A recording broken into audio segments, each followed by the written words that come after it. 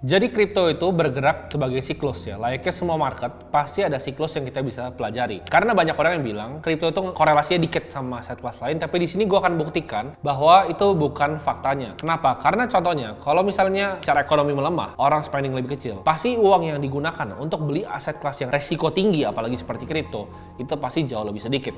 Nah di sini untuk kalian bisa ngerti, ya kita akan pakai namanya Four Season Economic Model. Jadi di sini kita bisa lihat ada Goldilocks ya, ada reflation, ada deflation, dan ada inflation. Di saat misalnya lagi Goldilocks dan reflation, ini aset-aset yang high risk ya. Jadi kita harus tahu siklus aset. Contohnya, kalau kondisi seperti sekarang, kita tahu misalnya ini masih banyak ketidakpastian ekonomi yang dilakukan orang akan larikan uangnya ke aset kelas yang lebih aman. Makanya sekarang aset tuh berputar. Jadi aset tuh selalu di siklusnya. Misalnya sekarang ini lagi di government bonds sama money market. Nextnya bisa ke saham. Nextnya ke crypto. Nextnya misalnya ke komoditas. Itu selalu berputar. Karena awalnya kan misalnya 2021 kemarin. Ukraina dan Rusia. Oh komoditas boom sampai di 2022. Oil, Newcastle, harga batu bara itu skyrocket. Habis itu ditampung sama apa? Sama money market. Money market, bonds, obligasi. Nanti begitu bull run, ntar ditampung sama saham, ditampung sama crypto. Di atas itu ada Goldilocks dan juga reflation. Dimana orang sebutnya itu economic summer. Risky aset itu bagus di saat economic summer, contohnya seperti saham dan kripto. Di bawah tuh ada inflation dan deflasi. Di mana risky aset turun. Jadi kita harus tahu kapan uang itu pindah dari aset ke aset sesuai aja siklusnya kayak gue bilang tadi. Selalu ada timingnya antara money market ke saham, antara government bonds ke kripto. Jadi di saat Goldilocks dan reflation ya, di summer itu kita panen. Di saat winter kita justru koleksi. Jadi nanti begitu Goldilocks sama reflation nih 2024 2025 kita panen, tapi justru di 2022, 2023, 2024 awal itu kita pupuk dulu tuh. Koin-koin yang kita suka kita pupuk dulu. Kenapa? Karena kita tahu, oh ini lagi nggak bagus nih, ini lagi bukan economic summer, lagi bukan Goldilocks sama reflation. Nanti begitu Goldilocks sama reflation kita sikat. Jadi kita harus bisa ngelawan herding behavior-nya orang-orang. Karena orang-orang bisa kebalik tuh mindset-nya. Sebagai investor yang jago, kita harus kontrarian. Kita punya mindset yang orang lain nggak bisa lihat. Bahkan kalau kita ngerti tentang misalnya futures market, kita bisa tahu nih, lagi bukan summer, lagi winter, kita sourcing aset-aset seperti Nasdaq, seperti Bitcoin, seperti Ethereum. Begitu naik baru kita beli lagi, kita long gitu. Itu bisa mainnya seperti itu. Jadi antara siklusnya kita bisa manfaatin. Karena orang di kripto itu banyak yang nggak mau realize profitnya. Begitu udah tinggi ya, mereka tunggu lagi sampai winter lagi. Kalau kita nggak, karena kita tahu siklusnya. Begitu nanti siklus selesai, kita TP ya, kita tunggu lagi untuk koleksi lagi. Kita tahu Bitcoin itu ada siklusnya, ada halvingnya 2020, 2024, 2016. Kita harus tahu tuh kapan dia halving segala macam. Jadi kita tahu seperti apa siklusnya bergeraknya. Nah jadi ini gue akan bagi keempat ya. Yang pertama adalah spring, summer, fall, winter. Jadi spring itu adalah early recovery. Nah untuk carinya kapan, nanti gue akan ajarin abis ini. Summer itu growth ya, jadi summer itu kita bisa panen raya itu summer. Kalau kan bull run, kayak Bitcoin 69.000 ya kan, 68.000. Abis itu nextnya ada fall. Ya mulai turun, ya kan, mulai turun 40.000. Terus ada winter recession. Pas winter apa yang terjadi? Oh Luna collapse, ya kan, Three Arrows collapse, FTX collapse, FTT collapse. Itu pas winter tuh. Nah winter kalau udah bottom ya, kita akumulasi sampai ke spring lagi, ya early recovery.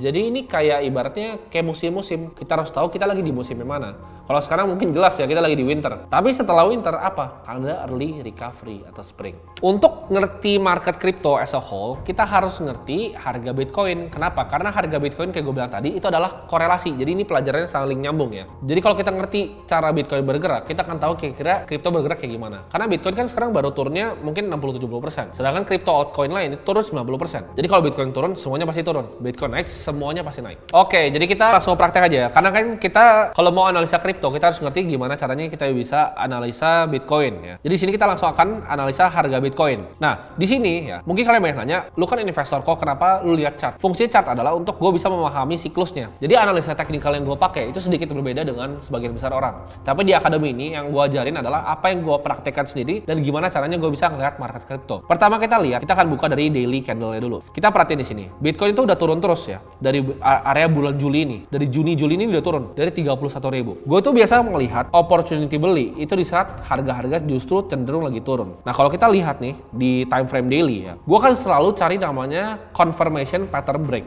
Jadi di sini kita lihat nih, begitu dia mulai naik di sini ya. Ini dia akan bikin higher low, higher low, higher low. Sampai ini di break, dia bikin lower low, lower low, lower low. Jadi teknikal gue tuh nggak ribet. Gue cuma lihat patternnya aja. Gue nggak hafalin. Misalnya ini ada engulfing apa, gue nggak pernah hafalin.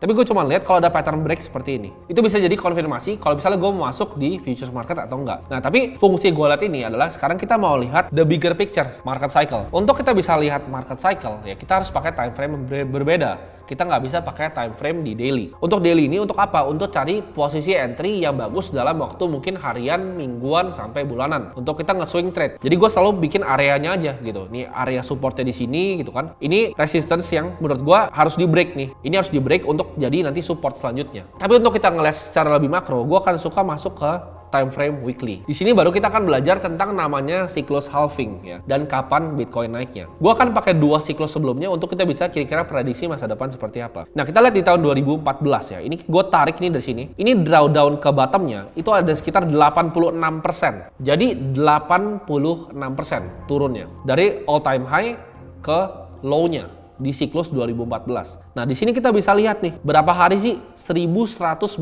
hari sampai mulai spring lagi. Jadi gini, kan kita lihat tadi, ada economic cycle-nya kan. Ini winter nih, ya set kan.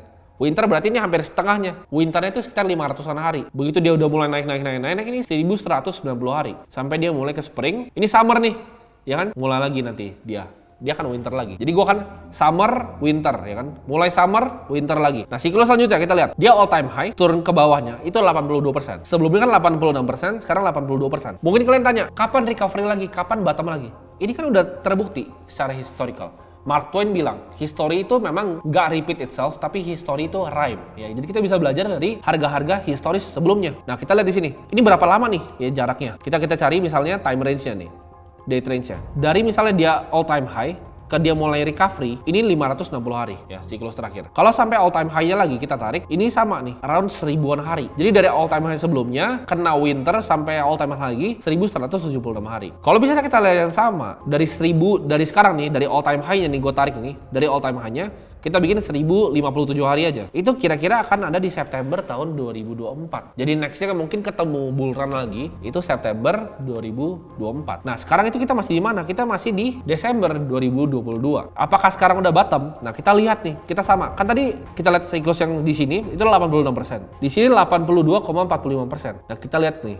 Kalau misalnya kita tarik misalnya dari price range dari sini, kita tarik sekarang harga sekarang itu masih bahkan ke 15.450, itu masih 77%. Nah, ini bisa spekulasi kalian nih. Kalau gue pribadi, gue rasa bottomnya di sini nih, di resistance-nya gue gambar di sini. Ini adalah bottomnya di sekitar 80-an%. Ya, jadi gue akan tarik 80,19%. Bottomnya akan di 13.400 gue lihat. Tapi apakah bisa ke 82? Ya kalau 82 kita tinggal adjust nih. Misalnya kita samain kayak sebelumnya. Tapi trennya cenderung menurun karena sebelumnya 86, nextnya 82. Menurut gue sekarang mungkin di area 80. Jadi prediksi gue antara akan mungkin di 13 ribuan. 13.000 sampai 14.000 itu udah bottom. Nah, tapi pertanyaannya kapan recovery-nya? Kita tinggal lihat nih dari historical waktunya. Jadi cara gue ngeliat siklus Bitcoin begini, dan ini menurut gue siklus kripto. Kenapa? Di saat summer naik, nanti Bitcoin naik, gue akan hajar ke kripto-kripto yang kecil-kecil. Jadi kalau misalnya kita lagi winter gini, uang kita tumpukin aja di Bitcoin sama Ethereum. Tapi nanti begitu siklusnya dia boom summer, hajar di altcoin yang baru ya, cari layer 1 yang bagus, layer 2 yang bagus, baru kita hajar nanti. Jadi kira-kira cara gua ngeliat siklusnya sebagai whole, sebagai investor tuh seperti ini. Nah, jadi di sini kalian mulai dapat gambaran tuh cara gua analisa secara teknikal tapi yang praktikal untuk melihat gimana caranya siklus Bitcoin bekerja.